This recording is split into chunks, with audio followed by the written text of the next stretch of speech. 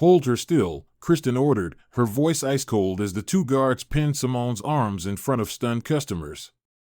The sound of scissors slicing through Simone's locks echoed across the marble lobby, each snip a public assault on her dignity. No one moved. No one stopped it. And no one yet realized they were humiliating the woman who owned the building they stood in. The morning sun bounced off the glass panels of the Continental Heritage Bank's Bridgeview branch, a pristine building nestled between a wine bar and a designer dog boutique in one of Chicago's most affluent neighborhoods. To the casual eye, the bank represented financial sophistication. Its polished limestone facade and brass-lettered signage radiated tradition, wealth, and trust. But for Dr. Simone Carter, it was something else entirely. It was a test site. Simone sat in her rental sedan, her dark eyes locked onto the entrance, her hands gripping the steering wheel not out of nervousness, but focus. She adjusted the cuffs of her charcoal gray pantsuit, off the rack, wrinkle-free, nothing designer. Around her shoulders flowed neatly styled locks, gathered into a professional low bun. No visible jewelry except a modest pair of gold studs and a leather watch that belonged to her late mother. The plan was simple: walk in as an everyday citizen and experience what ordinary black women might face when seeking economic opportunity from an institution supposedly committed to serving all communities. No headlines. No cameras. No press team. Just truth. Simone Carter wasn't just another professional. At 44, she was a nationally respected economist, recently named president of Continental Heritage Bank after decades of advocating for financial equity. But no one at this branch knew that yet. Today, she wasn't Dr. Carter. She was Simone Davis, owner of a fictitious startup looking to revitalize a South Side neighborhood with a wellness co-op armed with a basic leather portfolio containing mock business documents and loan projections.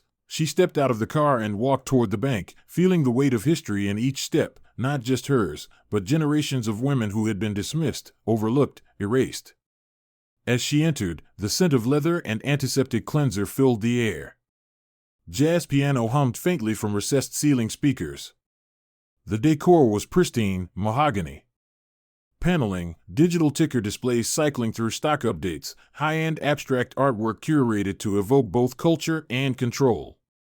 She stepped to the reception desk. A blonde woman in her late 20s sat behind the marble counter, typing briskly.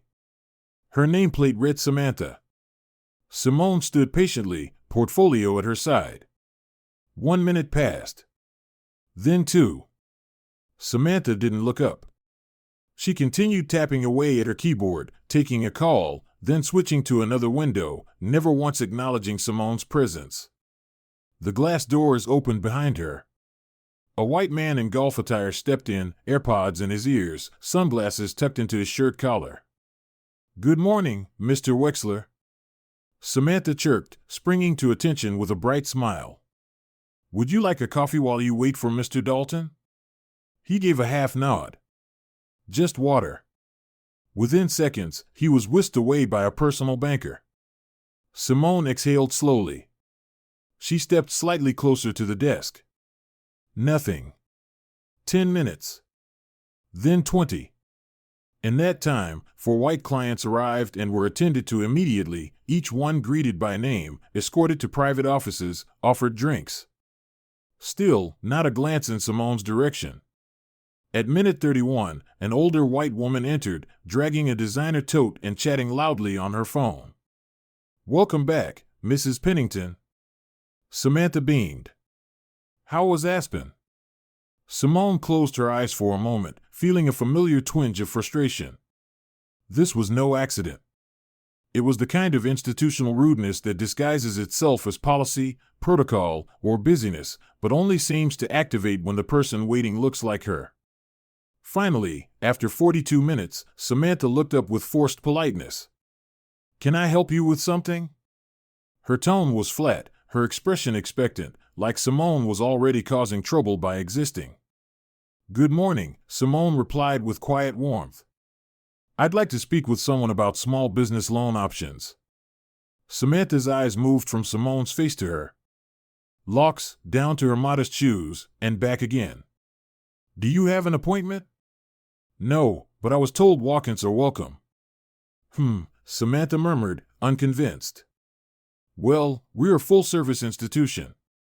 Most of our clients are long-term business partners or high-net-worth individuals. What kind of business are you starting? A community wellness co-op, Simone answered. In the West Garfield Park area. West Garfield? Samantha repeated, as if the name itself smelled of risk. One moment.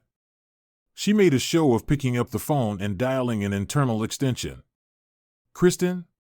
There's someone here asking about business loans. Says she's from the West Side. Yes. Okay. She hung up and looked at Simone. You can wait over there. Ms. Langford will see you if she has time. Simone nodded and took a seat in the corner of the lobby, the one furthest from the artwork and closest to the janitor's supply closet. It was clearly designed for people they didn't want on display. As she sat, she noticed a middle-aged couple eyeing her cautiously before choosing seats across the room. A young woman holding a latte openly stared at Simone's hair, whispering something to her companion. Simone caught the words too ethnic. She smiled tightly and opened her portfolio, pretending to review the documents. In reality, she was studying. Observing. Taking mental notes. The layout. The staff behavior. The timing. The microaggressions. She'd done this before, just never under such overt scrutiny. At minute 53, the receptionist returned. Ms. Langford is ready. Please follow me. Simone rose and walked with deliberate poise down the hallway, passing framed portraits of past presidents, every single one a white man. The door at the end bore a nameplate, Kristen Langford, branch manager. Inside, a tall woman with icy blue eyes and an expensive bob sat behind an oversized mahogany desk. She didn't stand. Take a seat, she said coolly, gesturing without looking up. Simone Saturday so. You're interested in a loan? Kristen asked, her tone clipped. Yes. I've prepared a business plan with projections and community impact reports. Simone handed over the documents. Kristen didn't touch them. Instead, she gave Simone the same up and down skin she'd grown used to, the kind designed to reduce rather than assess. And do you have any collateral? Because we don't give loans just because something sounds altruistic. Simone kept her composure. I understand. I've outlined potential assets and grant co-funding in the proposal. Kristen sighed and finally picked up the documents. But instead of reading, she tilted her head.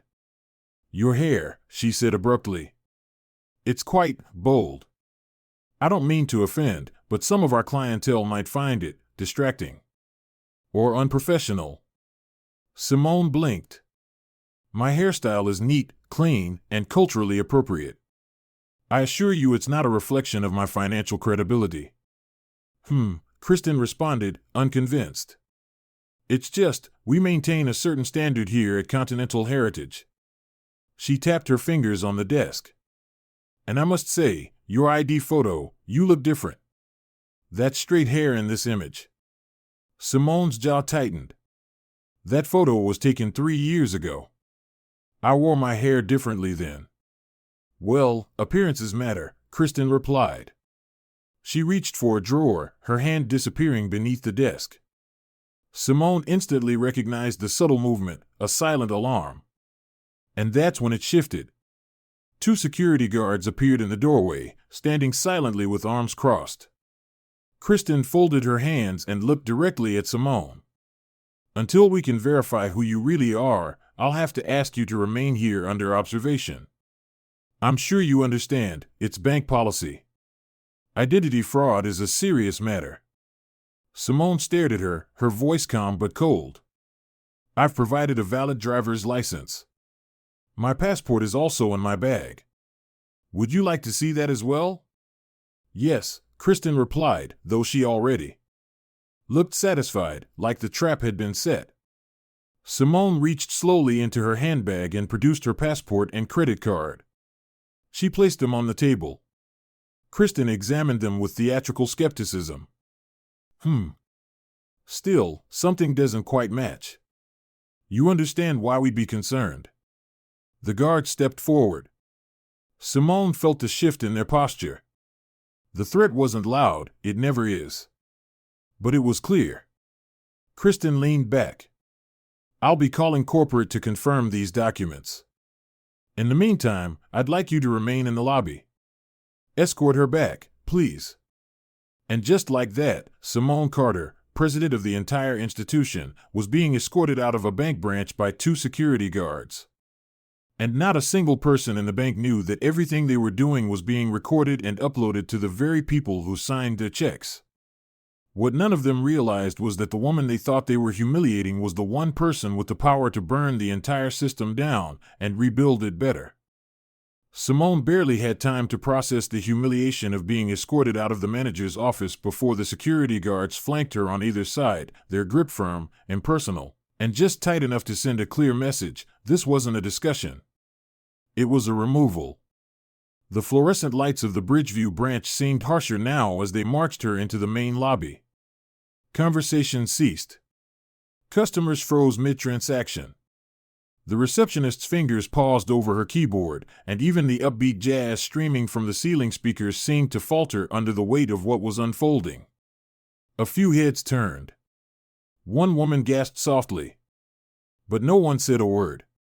Simone kept her gaze forward, her jaw tight, forcing her shoulders to remain squared even as her heart pounded against her ribs. She knew how this would look, how it had been made to look. A black woman in a business suit, being handled like a threat. The guard said nothing, but their silence was loud. Loud in the way only centuries of historical subjugation could make it. She could feel the stares. She could feel the assumptions forming behind the eyes that watched her. Her locks suddenly felt heavier, more exposed. They had always been a crown, an expression of pride, culture, identity. But in this moment, under this roof, they were being treated like contraband. Kristen Langford followed behind them, heels clicking with a rhythm that matched the smug certainty of a woman who had done this before and never been challenged. She stepped forward when they reached the center of the lobby, now a stage for her performance. Simone stood still, chin high, arms held with just enough pressure to hurt, but not enough to bruise, yet. Ladies and gentlemen, Kristen's voice rang out, echoing across the polished marble, we apologize for this disturbance, but security is our top priority here at Continental Heritage Bank. She turned slightly toward Simone without acknowledging her directly. Unfortunately, we've encountered a situation involving a suspected case of identity fraud. Simone blinked slowly, disbelief simmering behind her calm exterior. This wasn't about a policy or a procedure, this was a spectacle. A deliberate public shaming. You're making a mistake, she said quietly, her voice steady but sharp. Kristen ignored her. We take all client concerns seriously, she continued, addressing the room more than the person she was humiliating. And when an individual's identification doesn't match their appearance, it becomes our duty to act. Simone opened her mouth to speak again, but Kristen raised her hand, silencing her like a child. Then came the moment that turned this act of discrimination into something else entirely, something violent. Kristen turned to the receptionist's desk and opened a drawer, pulling out a pair of standard black-handled office scissors. The kind meant for paper, not people. The kind no one ever expected to see in this context. Hold her still, she instructed the guards, her voice calm and practiced, as if this were just another task in her day. The guards shifted, adjusting their grip. What are you doing? Simone asked, her voice rising, a thread of panic creeping in. You are not allowed to touch me, this is assault. But it didn't matter. Kristen stepped closer, scissors glinting under the fluorescent lights. If your appearance doesn't match your ID, she said coldly, we're going to fix that. You said this is you? Then let's make sure no one is confused again. Don't you dare, Simone hissed, struggling now, her voice sharp, defiant. You don't have the right, but the guards were already locking her arms in place, immobilizing her as if she were a criminal. And then she felt it, the cold metal against the nape of her neck. A sickening snip. A lock of her hair fell to the floor. Then another. And another. The weight of each severed strand hit her body like a blow. Gasps rippled across the room. Phones came out, some customers recording, others pretending not to see.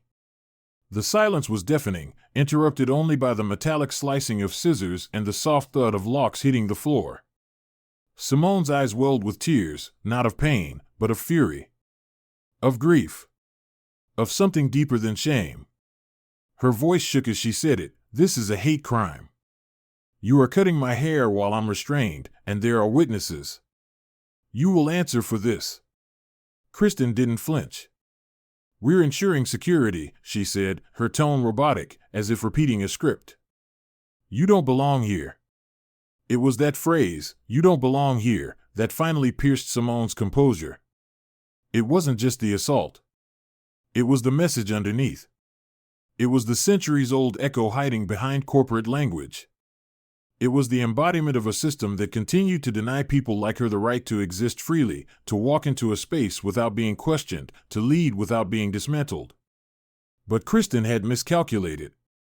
Because while she thought she was dehumanizing someone anonymous, what she was really doing was publicly disgracing the president of the very institution she was supposed to serve.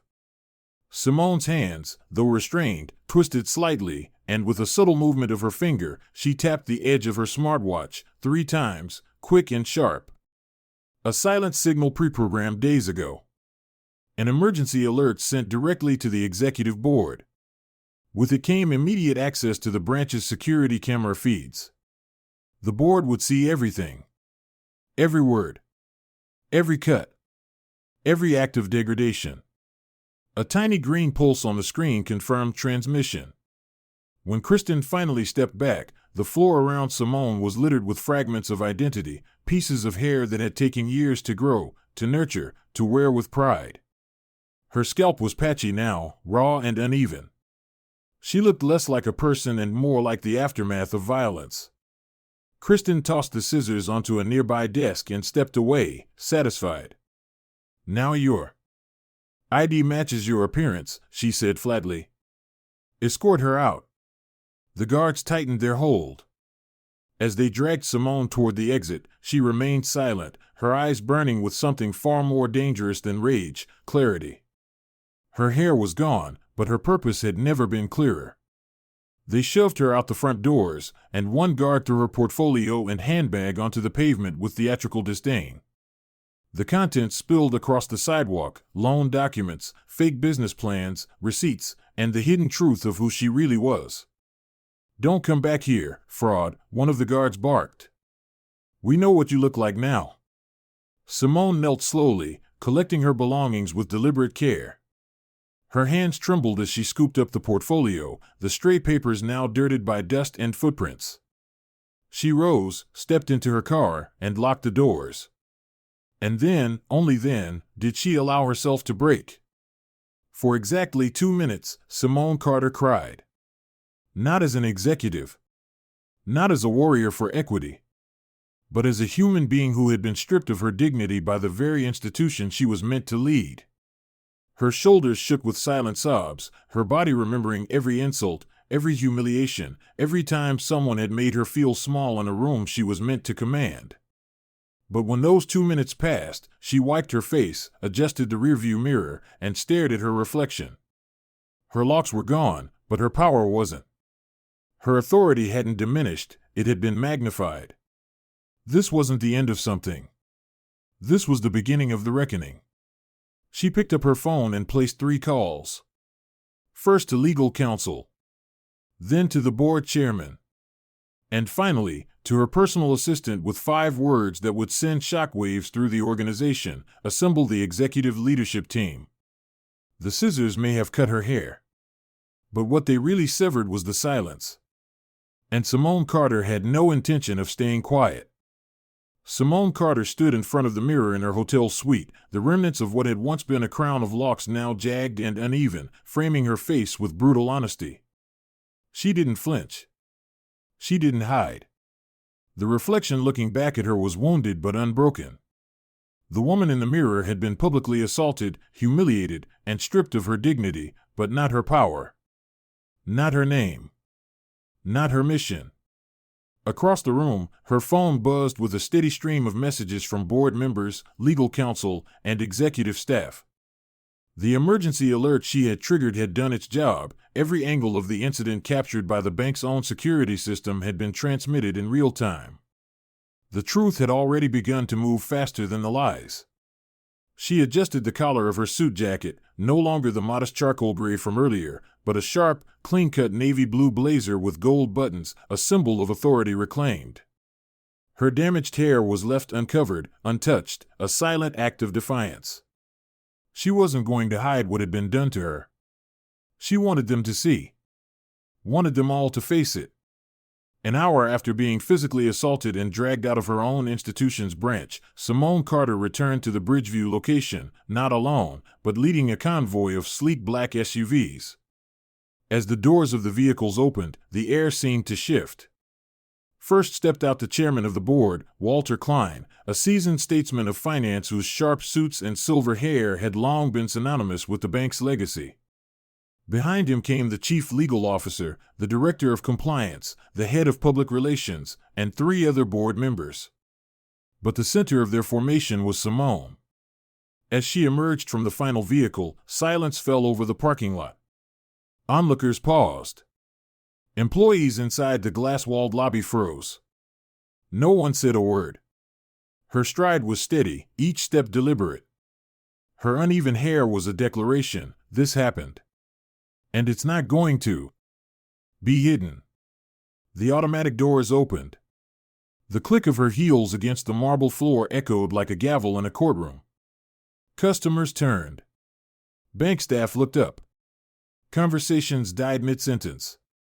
All eyes turned to the woman they had watched being dragged out just an hour earlier, now returning with the weight of the entire institution behind her.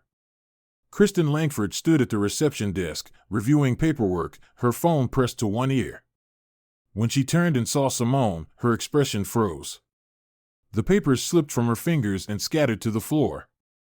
"Please remain in the lobby, Ms. Langford," Chairman Klein said firmly as Kristen instinctively began to retreat toward her office. She halted, visibly trembling. The security guards who had participated in the assault stood awkwardly, not knowing where to look. The receptionist sat frozen at her desk, pale, her eyes wide. Walter Klein stepped forward and picked up the internal phone connected to the building's PA system. He cleared his throat and pressed the intercom button. "Attention all staff and customers of the Bridgeview branch," his voice rang out clearly through every speaker in the building. "I am Walter Klein, chairman of the board of Continental Heritage Bank. I regret to inform you that a deeply disturbing incident occurred in this location earlier today, an incident that violates our institution's core values and federal civil rights law." He stepped back, nodded to the director of IT, who had accompanied them. Within seconds, the bank's digital signage displays, the same ones that usually rotated between financial tips and stock market news, went black. Then, grainy footage from the security cameras appeared. The lobby. The office. The hallway. It was all there. Customers and employees watched as the footage revealed everything: Simone being ignored, belittled, dragged out, and restrained while her hair was violently cut without consent. The gasp that went through the room was almost physical. Several customers put their hands over their mouths. One young teller burst into tears behind the counter. Kristen Langford's face went pale as ash. The footage stopped. The screen went black again. Simone stepped forward. She didn't raise her voice. She didn't need to. "My name is Dr. Simone Carter," she said, her words carrying weight not because of volume, but because of truth. "I am the newly appointed president of Continental Heritage Bank. I walked into this branch today not as an executive, but as a black woman trying to see how we treat people, how we treat women like me." She turned, making eye contact with the customers, the tellers, the staff. "What I experienced was not just unprofessional. It was inhumane. I was assumed to be a fraud based on nothing more than my hairstyle and skin tone. I was physically assaulted. My hair was forcibly cut, publicly, while I was held down. And no one, not one of you, spoke up." A hush swept through the room. Guilt. Shame. Silence. She turned to Kristen. You violated every code of conduct, every anti-discrimination policy, and every standard of basic decency. You treated me like a criminal while I was acting president of this institution. Walter Klein stepped forward. Effective immediately, Kristen Langford, your employment with Continental Heritage Bank is terminated. The same applies to both security guards involved and the front desk receptionist who failed to follow proper protocol. He nodded to two corporate security officers who had accompanied them. Please escort Ms. Langford to her office to collect her personal belongings. She is to be removed from the premises within the next 10 minutes. 10 minutes? Kristen stammered, her voice weak. I didn't know who she was, exactly, Simone said, cutting her off, and that's the point. You treated me like that because you didn't think I mattered. Because you assumed I had no power. But even if I had no title, no degrees, no board behind me, you still had no right. The corporate security guards approached Kristen, who backed away slowly, her face a portrait of disbelief. As they led her away, the lobby remained still. No one looked away. No one clapped. No one smiled. The weight of what they had just seen, and failed to prevent, was too heavy for that. Simone turned to the customers still standing in place. To those of you who watched this happen and said nothing, ask yourself why.